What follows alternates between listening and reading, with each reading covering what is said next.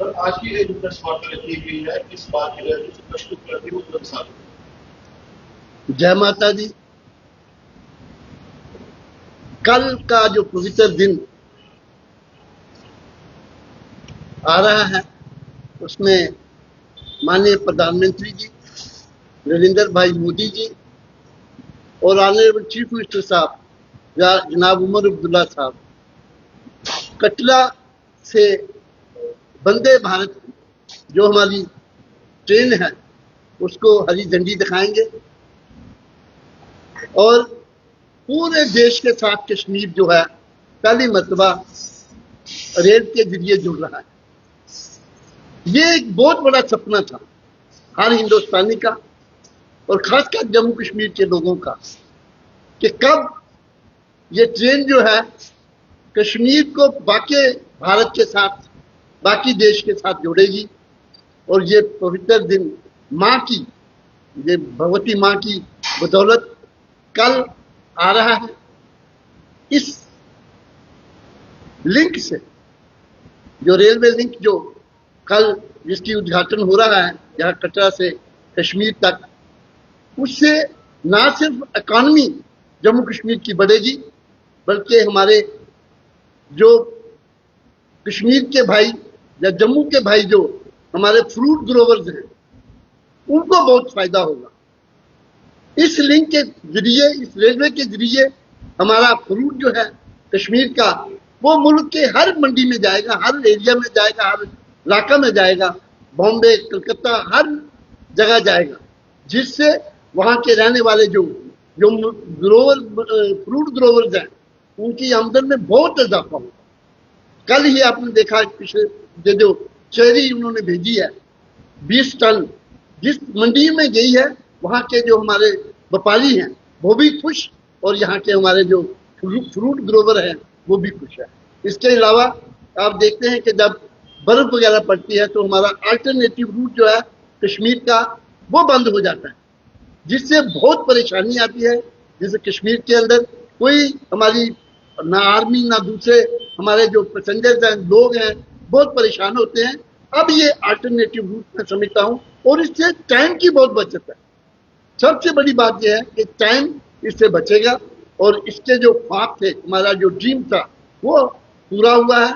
मैं आज के दिन पे जो यहाँ पे बैठे हैं हम इंदिरा गांधी जी को भी भूल नहीं सकते कि 1983 में जो जम्मू से उधमपुर की जो उन्होंने फाउंडेशन स्टोन रखा था इस लिंक का, आज उनकी भी याद आ रही है। और ऑनरेबल हमारे जो कायद जनाब डॉक्टर फारूक अब्दुल्ला का टेन्योर था उस वक्त, वो भी उस वक्त सोचते होंगे कि कब ये ट्रेन हम कश्मीर जाएगी और बहुत ही खुश थे। आज जब भी हम उनसे बात करते हैं, कल ही हमारी बात हुई है, वो कहते हैं कि ये मेरा एक ख्वाब था, मेरी जिंदगी में पूरा हो रहा है। तो मैं समझता हूँ कि ये बहुत बड़ी बात है। इसी प्रकार जम्मू कश्मीर के अंदर हमारे लोग जो हैं बड़े खुश हैं कि एक कश्मीर जो है वो हमारे देश के साथ और पूरी दुनिया के साथ लिंक हो रहा है रेलवे के साथ, तो ये बड़ी बात है। तो मैं इसके साथ ही बहुत तरक्की होगी जम्मू कश्मीर के अंदर, डेवलपमेंट्स के काम बहुत अच्छे चलेंगे। और सबसे बड़ी बात है कि जहाँ जहाँ ट्रेन जाती है, जहाँ भी रोड जाते हैं, आप देखते हैं कि उस इलाके में तरक्की जबरदस्त होती है। इसके जरिए हमारे माता वैष्णो देवी माँ के दर्शन करने के लिए लोग जो आस्था रखते हैं, जो इसमें श्रद्धा रखते हैं, करोड़ों के लोग तादाद में वो भी लोग यहाँ आएंगे। और सबसे बड़ी बात है कश्मीर को देखने के लिए ये एक बहुत ही अच्छा रूट जो है रेलवे लिंक बना है। इसके लिए मैं समझता हूँ कि हमें टाइम तो लगा है, इसमें कोई दो राय नहीं है, बहुत टाइम लगा है। कम से कम 42 पहला जो इसका फाउंडेशन स्टोन जम्मू उधमपुर रखा गया तो 42 साल हो गए।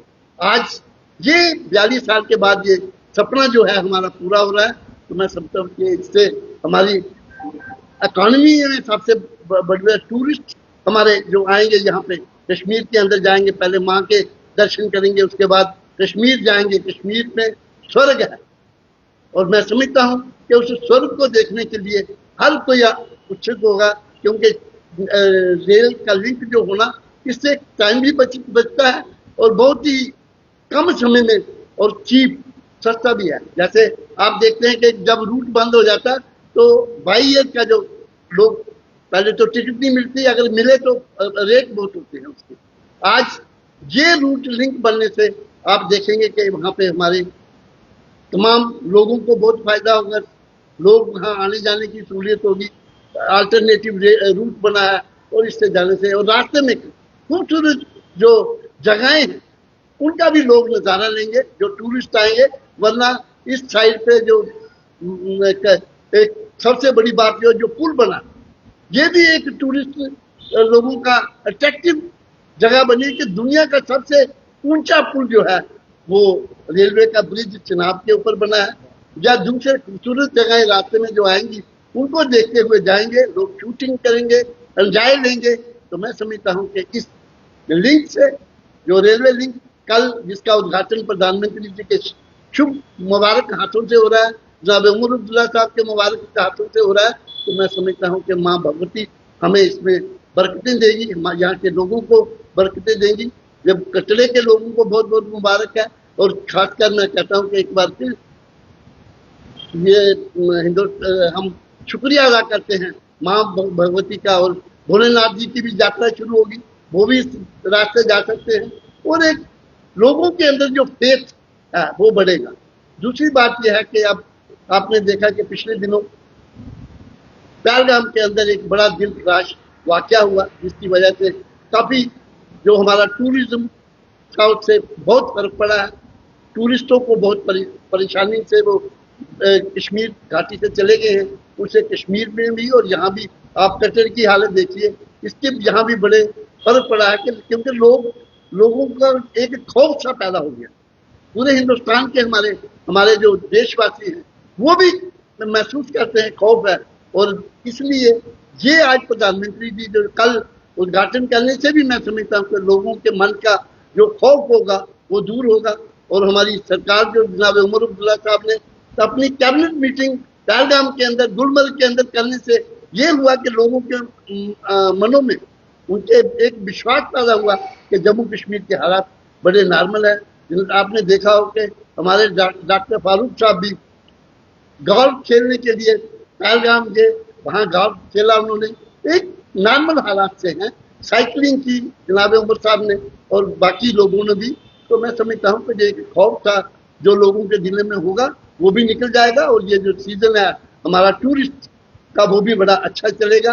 हमारे भगत भी यहाँ माता के दर्शनों को भी आएंगे, और भोलेनाथ के दर्शन करने के लिए अमरनाथ यात्रा 3 जुलाई को हो रही है। तो मैं सभी देशवासियों को, और खासकर आज अपील करना चाहता हूँ कि कल वो यहाँ, ये एक ऐतिहासिक दिन है, ये एक बड़ा हिस्टोरिकल दिन है जब ये एक रेल लिंक जो है कश्मीर के साथ जुड़ेगा। तो मेरी अपील है कि सभी लोग इस खुशी के दिन पे, इस जो हमारा उत्सव जो हम मना रहे हैं कल, उसमें वो शरीक हो। और यहाँ जो स्टेडियम है आपका कटरे के अंदर, तमाम मेरे भाई बहनों को मैं अपील करता हूँ कि वो इस जो एक हिस्टोरिकल वाकया होने जा रहा है कल, उसके वो एक विटनेस बने, उसके वो एक गवाही बने कि ये वाकया जो हुआ है, ये लिंक जो रेलवे लिंक जो कटरा से कश्मीर का जुड़ा है कल, जिसका इनॉग्रेशन होने जा रहा है, वो कह सकते हैं कि अपने आने वाले नस्लों को के साथ ये वाकया जो हमारे सामने हुआ है। तो मैं अपील करता हूँ कटरा वासियों को भी, और तमाम इर्द गिर्द जो जितने भी हमारे रियासी के लोग हैं या जम्मू के लोग हैं, सभी से मेरी पुरजोर में प्रार्थना करता हूँ कि वो आए यहाँ और इस ऐतिहासिक दिन का शिरकत करें, इस जलसे में आए और एक विटनेस बने कि ये ऐतिहासिक दिन जो है उन्होंने अपनी आंखों से देखा है। सर, ऑपरेशन सिंदूर के बाद यहाँ एक तरफ बात है पूरे विश्व में डिप्लोमेट्स मिले हुए हैं पाकिस्तान की शिकस्त को दिखाने के लिए, और वहीं तुरंत बाद प्रधानमंत्री का स्ट्रेटेजिकली और पॉलिटिकली मैं कहूँगा पूर्वावलोकन करना, और कश्मीर जो कि एक बड़ा नाजुक किरदार तय करवाने में, लेकिन आज भारत एक्सपो हिस्सा बनकर सामने है। तो क्या आप मानते हैं कि भारत आज लड़ने के साथ साथ प्रगति के पथ पर बढ़ना भी जानता है? देखिए, भारत इस वक्त दुनिया की तीसरी सबसे बड़ी विश्व ताकत बनने जा रहा है। और यहाँ की जो तरक्की हुई है, आज आपने देखा कि ये ऑपरेशन सिंदूर में मतलब हमारे जो फाइटर थे वो पाकिस्तान की सरहद में नहीं गए, बल्कि सरहद पे से उन्होंने जो मिलिटेंटों के ठिकाने थे, एक्यूरेसी देखिए आप। भारत के जो इस वक्त जो हमारे ये हथियार वगैरह बन रहे हैं या मिसाइलें हमारी जो हैं, ब्रह्म है या आकाश है या दूसरी तीसरी है, इनकी देखिए आप एक्यूरेसी। और पहली मरतबा ये इस्तेमाल हुई है और उनके जो 9 ठिकाने थे मिलिटेंटों के ध्वस्त किए उन्होंने। तो मैं समझता हूँ कि ये एक बहुत बड़ी उपलब्धि हमारी फौजों ने, चाहे वो एयरफोर्स थी, चाहे वो हमारी आर्मी थी, चाहे हमारे नेवी थी, कमाल उन्होंने दिखाया जिससे पूरे मुल्क या पूरी दुनिया हश हश कर चुकी है कि साहब के हिंदुस्तान इतना मजबूत है और इतना। और आप देखिए हमारी एयर जो पावर है इस वक्त, जो इस वक्त जो इन्होंने सिस्टम रखा था, ड्रोन जो थे, जिस ढंग से उन्होंने पाकिस्तान वालों ने हमला किया था ड्रोन का जम्मू शहर के अंदर या श्रीनगर के अंदर। देखिए श्रीनगर के हमारी सीज फायर होने के बाद भी उन्होंने ड्रोन वहां से चलाए, लेकिन जो हमारी एयर शक्ति थी उसने वो सिस्टम जो था वो हमारा वो सब का सब उन ड्रोन्स को तबाह बर्बाद कर दिया, एयर में ही खत्म किया। मैं समझता हूँ कि इससे ज्यादा और क्या हमारी शक्ति हो सकती है। और उसके बाद पाकिस्तान ने एक गलत किस्म का झूठा नैरेटिव फैलाने की कोशिश की और पूरी दुनिया को उन्होंने भ्रम में डालने की कोशिश की। उसको काउंटर करने के लिए हमारी सरकार ने ये जो डिप्लोमेट 7 हमारे डेलीगेशन बनाए और 39 कंट्रीज में वो गए, उन्होंने हिंदुस्तान की जो सही पोजीशन थी उनके सामने रखी और पाकिस्तान का जो झूठ था उसको खत्म करने की, उस नैरेटिव को खत्म करने की कोशिश की। आज पूरा मुल्क, पूरी दुनिया ये समझ गई है कि हिंदुस्तान एक बहुत बड़ी ताकत है।